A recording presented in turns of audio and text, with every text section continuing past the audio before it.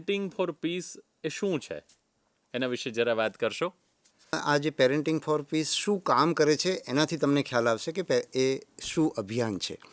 તો દરેક બાળક છે બહુ પ્રભાવક્ષમ હોય છે. આપણે જાણીએ છીએ કે બાળક સાવ નાનું હોય ત્યારે બહુ ઝડપથી શીખતું હોય છે. 6 મહિનામાં બેસતા શીખે, 12 મહિનામાં બોલતા શીખે, ચાલવા માંડે, 2 વર્ષે તો કમ્પ્લીટ બધું બોલી લે. બાળકની ઊંચાઈ 2 વર્ષમાં જેટલી થાય છે એનાથી ડબલ જ ઊંચાઈ એને વ્યક્તિ તરીકેની થતી હોય છે. એટલે જેટલું બાળક નાનું એટલો એનો કેમેરા તેજ, એટલો એનો વિકાસ ઝડપી.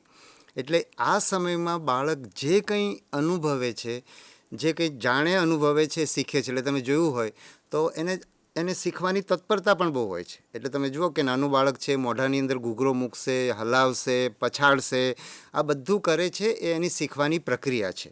એટલે એ દરમિયાન જે શીખે છે એને એ પ્રક્રિયામાંથી એને જે પણ અનુભવો થાય છે એના કારણે બાળકનું વ્યક્તિત્વ ઘડાતું હોય છે. એટલે એ સમયમાં જો આપણે બાળકને પ્રેમ અને આનંદનો અનુભવ કરાવીએ તો એ બાળક પ્રેમાળ અને આનંદિત વ્યક્તિ તરીકે ઘડાતું જાય છે અને મોટું થઈને સમાજને સવાયો પ્રેમ અને આનંદ સમાજને આપે છે. એટલે આવા લોકો આપણને જ્યાં પણ મળશે ને તો એમની આજુબાજુમાં પ્રેમની અનુભૂતિ થશે, જ્યાં પણ હશે ત્યાં ખુશીનો માહોલ હશે. અને જો આ બાળકોને આપણે અશાંતિનો કે હિંસાનો અનુભવ કરાવીએ તો આ બાળકો હિંસાનો આશરો લેશે, પોતાના જીવનની અંદર પણ હિંસા કરશે, એમના પરિવારજનો, સમાજ એની હિંસાથી પીડાશે. એટલે અને આપણે ત્યાં કેવું થાય છે કે આપણે બાળકના ઉછેરમાં મા બાપને આ વસ્તુની ખબર નથી હોતી. એટલે મા બાપ એવું કરે છે કે બાળક પાસેથી કડકાઈથી, હિંસાના માધ્યમથી, સૂક્ષ્મ અને સ્થૂળ હિંસાના માધ્યમથી કામ કરાવે છે. એટલે કે બાળકને ગુસ્સે થઈને અથવા તો થપ્પડ મારીને ગૃહ કાર્ય કરવા માટે બેસાડવું કે વર્ગમાં ડસ્ટર પટકીને શાંતિ લાવવાનો પ્રયત્ન કરવો, આ બધું હિંસાનો ઉપયોગ છે. અને એમાં પણ જે સૂક્ષ્મ અને સ્થૂળ હિંસાની વાત કરીએ તો થપ્પડ મારવી એ સ્થૂળ હિંસા છે અને પેલી સૂક્ષ્મ હિંસા છે આપણે બાળકને ડરાવવું, ગભરાવવું, એને ઉતારી પાડવું, તો એની સૂક્ષ્મ હિંસાની પણ બહુ બધી અસર થતી હોય છે. એટલે જ્યારે આવા સૂક્ષ્મ અને સ્થૂળ હિંસાના માધ્યમો આપણે જ્યારે અપનાવીએ તે બાળક પણ એ માધ્યમો અપનાવતું થાય છે અને ભવિષ્યમાં એક મોટી વ્યક્તિ થઈને સમાજમાં એનો ઉપયોગ કરતા હોય છે. તો બાળકોને જો આપણે આપણા સમાજમાં પ્રેમ અને શાંતિ અને આનંદનો માહોલ જોઈતો હશે તો મા બાપે બાળકને પ્રેમ, શાંતિ અને આનંદનો અનુભવ કરાવવો પડશે. અને મા બાપને આ વસ્તુની ખબર પડે. અને પાછું બાળ ઉછેર છે ને ઘણો અઘરો છે.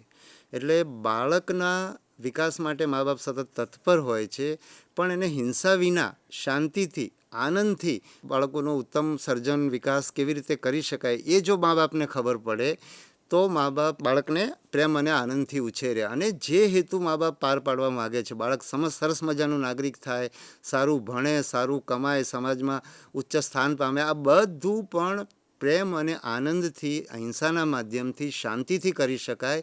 એ માટે મા બાપને અને શિક્ષકોને તૈયાર કરવાનું કામ છે એ પેરેન્ટિંગ ફોર પીસ અભિયાન કરે છે. એટલે કે આવા મા બાપ થાય ત્યારે સમાજમાં શાંતિ આવે, સમાજમાં બધું કામ પ્રેમ અને શાંતિથી ને આનંદથી થાય, નહીં કે હિંસાથી. એટલે આ ખરેખર જે વિશ્વમાં જો શાંતિ જોઈતી હશે તો એની શરૂઆત બાળ ઉછેરથી કરવી પડશે. આ પ્રકારના બાળ ઉછેરથી કરવી પડશે. એટલે જ આપણા જે બહુ સારા ચિંતક અને શિક્ષણવિદ જે સ્વ મનુભાઈ પંચોળી દર્શકે બાળ ઉછેરની વિશ્વ શાંતિ કરીને એક નાનકડી એમની પુસ્તિકા થઈ છે. આમ તો એમણે એના પ્રવચનો કરેલા અને પ્રવચનો સંપાદિત કર્યા છે મોહનભાઈ દાંડીકરે, અને એનું સરસ મજાની નાનકડી 32 પાનાની પુસ્તિકા છે. પણ હું તો એમ કહીશ કે બાળ ઉછેરની ગીતા છે. ખરેખર જો એનો ભાવ સમજીને આપણે એનો અમલ કરીએ તો આપણે ક્યાંય કશું શીખવા જવાની જરૂર ના પડે. આપણા પોતાના બાળકના ઉછેરમાંથી જ આપણને જવાબ મળે.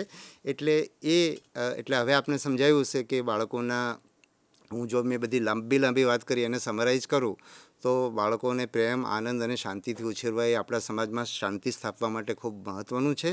અને એ માટે મા બાપને સક્ષમ બનાવવાનું કામ આપણે પેરેન્ટિંગ ફોર પીસ અભિયાનના માધ્યમથી કરીએ છીએ.